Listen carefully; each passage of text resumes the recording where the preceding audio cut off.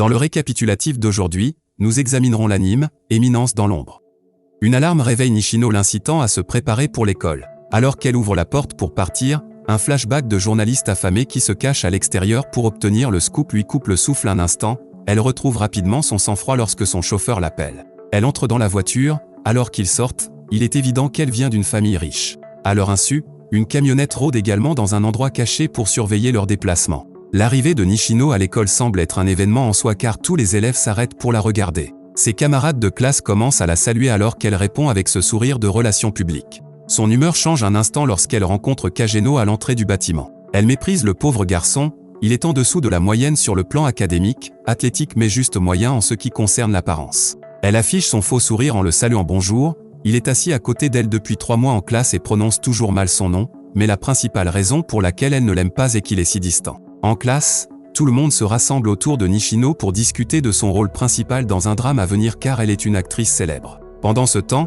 Kageno est assis seul avec des poids au poignet sous son uniforme alors qu'il compte ses plus de 20 000 répétitions sur son entraîneur de préhension. Au déjeuner, alors qu'elle est seule dans la salle de bain, Nishino repense au scandale qui l'a amené à s'éloigner du show business pendant ses années de collège. Cet événement traumatisant l'a amené à se cacher derrière un masque pour s'assurer qu'elle est aimée de tous. En raison de son emploi du temps chargé, elle reste parfois en arrière pour des cours de maquillage. Par coïncidence, un de ces jours, Kageno a également été invité à rester afin de comptabiliser les réponses à une enquête scolaire. La nuit tombe et Nishino termine sa leçon alors elle appelle son chauffeur pour l'alerter, mais il est incapable de choisir car il a été pris en embuscade par les personnes dans la camionnette suspecte. Après avoir attendu un moment, elle décide de rentrer seule à pied mais elle est un peu nerveuse car c'est la première fois qu'elle rentre chez elle à pied depuis l'incident. Elle est un peu surprise quand elle entend des pas mais est soulagée de ne voir personne. Lorsqu'elle se tourne pour poursuivre son voyage de retour, l'actrice est bloquée par les agresseurs du chauffeur et kidnappée. Au moment où elle s'évanouit, elle voit Kageno dans l'ombre qui regarde calmement. Nishino se réveille ligoté et bâillonné dans un immeuble abandonné, ses ravisseurs l'avertissent d'être une bonne fille et de rester tranquille, une demande de rançon a été envoyée à son père. Dès qu'ils auront l'argent, elle sera libre. Les ravisseurs soulignent que son père a beaucoup d'ennemis insinuant un coup. Les criminels commencent à se disputer pour révéler trop d'informations tandis que Kageno utilise l'écran de son téléphone comme miroir pour avoir un aperçu de la situation à l'intérieur. Après cela, il enlève ses poids de poignet comme Rock Lee l'a fait contre Gaara, puis procède à la décompression de son sac d'école révélant un équipement de justicier. De retour à l'intérieur, l'un des ravisseurs s'ennuie et commence à harceler l'actrice. Elle révèle que l'incident traumatique au collège était aussi un enlèvement, mais c'était par un harceleur. Kageno descend de la lucarne du bâtiment avec style avant que les choses ne deviennent incontrôlables. Il se présente comme le tueur de voyous élégant. Le harceleur sort une arme pour lui tirer dessus, mais il riposte en lui lançant un éclat de verre à la main lui faisant lâcher l'arme. Alors qu'il trébuche à cause de la douleur, Kageno réduit la distance et le plaque au sol, il l'assomme ensuite avec un lourd coup de pied à la tête. Le ravisseur restant est impressionné par le niveau de combat de Kageno, alors il abandonne son arme en faveur d'un couteau afin de tester ses compétences contre l'élégant tueur de voyous. Il révèle qu'il est un ancien membre de l'armée et qu'il s'ennuyait avec ses enlèvements de gosses qui ne lui ont pas donné l'occasion de se lâcher. Kageno est également excité car il a toujours voulu combattre un militaire. Il attaque avec son couteau et le coupe un peu. Le tueur de voyous élégant bloque ses attaques ultérieures avec son pied de biche à double maniement. Il les utilise d'abord comme des matraques tonfa pour désarmer le militaire, mais le kidnappeur utilise son pouvoir de rap pour le repousser avec une rafale de coups de poing. Kageno change sa prise en utilisant le pied de biche comme un club pour attaquer en lui donnant le dessus immédiat. Il avoue avoir eu beaucoup d'entraînement à battre des gangs de motards avec cette méthode. Le militaire se rend compte que le tueur de ruffians élégant était un nom de blague, Kageno est en fait le tristement célèbre Balaclava Berserker. Il se précipite vers son arme, mais Kageno le bloque et le bête sans pitié avec le pied de biche. Après avoir maîtrisé les ravisseurs, il libère Nishino et appelle la police sur les lieux avant de disparaître. Son père riche et puissant a passé quelques appels téléphoniques pour empêcher que l'incident ne soit rendu public. Le lendemain, Nishino va à l'école comme si de rien n'était avec ce sourire. Elle rencontre Kageno à l'entrée du bâtiment et pour la première fois il obtient son nom à sa grande surprise. Elle remarque aussi qu'il est plus présent, ce qui lui fait enfin voir que lui aussi vivait sa vie derrière un masque. Mais elle n'a jamais eu l'occasion d'enquêter davantage sur lui. Cette nuit-là, Kageno a un épisode maniaque qui se frappe la tête en criant de la magie avant de se retrouver devant un camion, qui est passé de 0 à 100 très rapidement. Dans les limbes, il passe en revue la vie qu'il a vécue jusque-là. Il a consacré sa vie aux arts martiaux pour être fort, mais il voulait être un personnage de fond dans le but ultime d'être le cerveau du héros dans l'ombre. Il se réveille avec sa conscience intacte, mais il se réincarne dans un nouveau monde rempli d'énergie magique en tant que Sid, le fils d'un aristocrate. Il grandit pour apprendre que la famille a produit des chevaliers noirs pendant des générations. Les chevaliers sont des escrimeurs qui améliorent leur capacité physique en utilisant la magie. Tout le monde a de grands espoirs pour sa sœur aînée Claire, qui se trouve être l'héritière de la famille. Elle fait preuve d'extraordinaires talents de chevalier. Pendant ce temps, Sid continue de faire des performances moyennes dans son entraînement de chevalier noir afin de rester en retrait. Mais au plus profond de la nuit,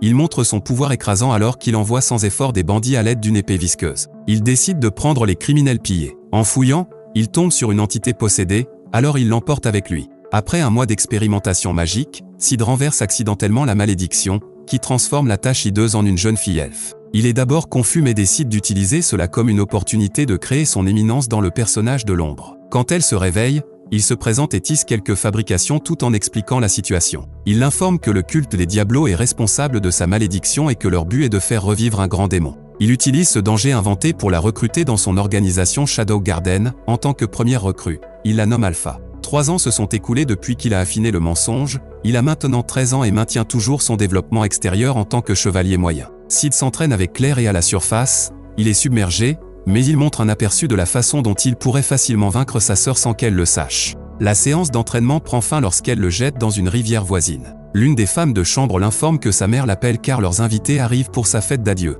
Lorsque les nobles atteignent l'âge de 15 ans, ils fréquentent l'Académie Midjar pour chevaliers noirs située dans la capitale royale. Comme leur famille est membre de la haute société et que Claire est majeure, elle s'apprête à partir après avoir été inscrite à l'académie. La nuit avant son départ, elle est kidnappée par des assaillants.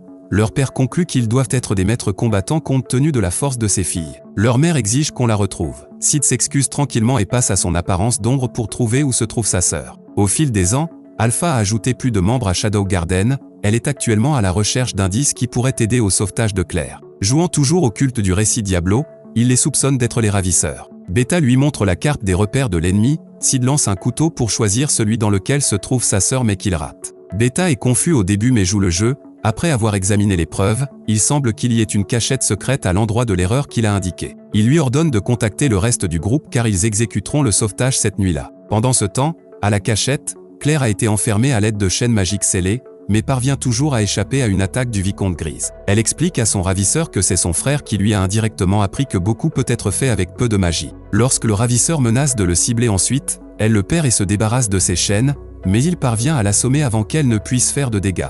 L'un des subordonnés de Grise l'alerte que des intrus se sont infiltrés dans leur cachette. Les 7 membres du Jardin des Ombres déchirent leur rang. Le vicomte a du mal à y croire alors qu'il se précipite sur les lieux car certains de ses chevaliers sont assez bons pour faire partie de la garde royale. Lorsque les filles mentionnent le culte de Diablo, il est surpris qu'elles le sachent, ce qui fait allusion à son existence réelle. Grise engage l'Alpha dans le combat et se laisse facilement submerger. Il prend une étrange pilule qui augmente sa puissance, cela lui permet de repousser Alpha. Il en profite pour s'échapper au niveau inférieur. Les filles décident de ne pas le poursuivre. Alpha révèle que Grise se dirige directement vers l'ombre. Les filles pensent que l'ombre a anticipé la séparation de Grise avec elle. Alors qu'en réalité il s'est perdu mais avec sa chance, Grise se heurte à lui et il s'engage dans un combat. Le vicomte n'est pas à la hauteur de lui car il est submergé au point que l'ombre commence à lui donner des leçons de combat en plein vol. Un Grise épuisé avertit Shadow de l'obscurité du monde alors que les souvenirs des événements qui ont conduit à la mort de sa fille jouent dans son esprit. Shadow sourit avant de déclarer qu'il veut toute la fumée. Le vicomte prend toutes les pilules du flacon et devient fou. Il commence à attaquer comme un animal sauvage, mais Shadow esquive calmement avant de le sortir de sa misère. Le lendemain, Claire rentre chez elle en trébuchant après s'être libérée des chaînes de mauvaise humeur. Le lendemain matin, ses blessures étaient guéries alors elle partit pour la capitale royale comme si de rien n'était. Ce soir-là, c'est cette ombre l'alerte qu'il est temps pour elle de le quitter. 2 ans se sont écoulés depuis lors et Sid, maintenant âgé de 15 ans, fréquente la Midjar Academy. Il vit son style de vie de personnage d'arrière-plan même en se liant d'amitié avec les vrais personnages d'arrière-plan Neskel et Po. Les amis prennent le train pour se rendre à l'école, ce sont des nobles de rang inférieur, ils n'ont donc pas le luxe de rester sur le campus comme les étudiants de la classe supérieure. Des exceptions ne sont faites que pour les étudiants d'honneur comme sa sœur Claire. Sid est à l'école depuis 7 mois maintenant et il est content de la façon dont les choses se passent. Skell lui rappelle leur pari que le gars avec le pire score de leur récent test doit avouer son amour à la princesse Alexia, la fille la plus recherchée de l'école qui est connue pour ses rejets brutaux. Puisque Sid était le moins performant, il devait le faire. Le gars est en fait ravi de le faire car c'est le genre d'événement de personnage de fond qu'il a toujours voulu vivre. Quand ils arrivent à l'école, un célibataire très éligible se fait rejeter par la princesse devant tout le monde. Plus tard dans la soirée, Sid retrouve Alexia seule, tandis que ses amis regardent qu'il donne la confession d'amour la plus ressemblant à un personnage de fond. Tremblant, bégayant ces mots, s'inclinant en demandant une sorte de poignée de main, je pense qu'il a fait un trop bon travail.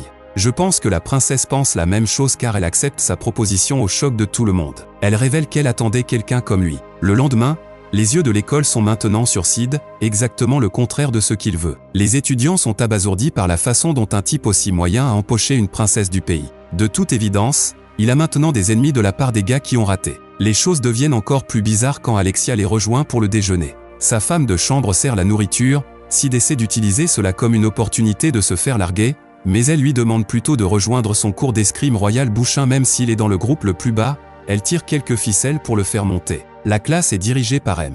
Zénon qui se trouve être un instructeur officiel d'escrime royal. Sid s'entraîne avec la princesse et remarque à quel point sa technique est classique. À la fin de la leçon, la vraie raison pour laquelle Alexia a décidé d'accepter sa proposition devient évidente lorsqu'elle interagit avec l'instructeur. Monsieur Zénon lui a été fiancé, mais elle veut se rebeller contre la décision, sortir avec Sid est une protestation. Dès qu'il comprend la situation, il s'excuse dans l'espoir de se fondre dans l'arrière-plan jusqu'à ce que l'événement du personnage principal se termine. Le couple se retrouve plus tard pour discuter de la situation, Sid exprime son aversion pour l'attention et hésite donc à continuer la mascarade. Elle le confond sur la fausse proposition après avoir extrait les informations de ses amis. Elle lui lance une pièce d'or pour insinuer qu'il peut être acheté avec de l'argent. Sid essaie de se la jouer cool, mais son hypothèse était tout à fait juste alors qu'il se transforme en un chien obéissant. Son allocation n'est pas suffisante pour financer son éminence dans les opérations fantômes. Avec sa motivation, Sid joue bien son rôle. Un soir, le couple se rend en ville pour une glace car Alexia veut que le public les voie ensemble. Elle révèle que la raison pour laquelle elle n'aime pas M.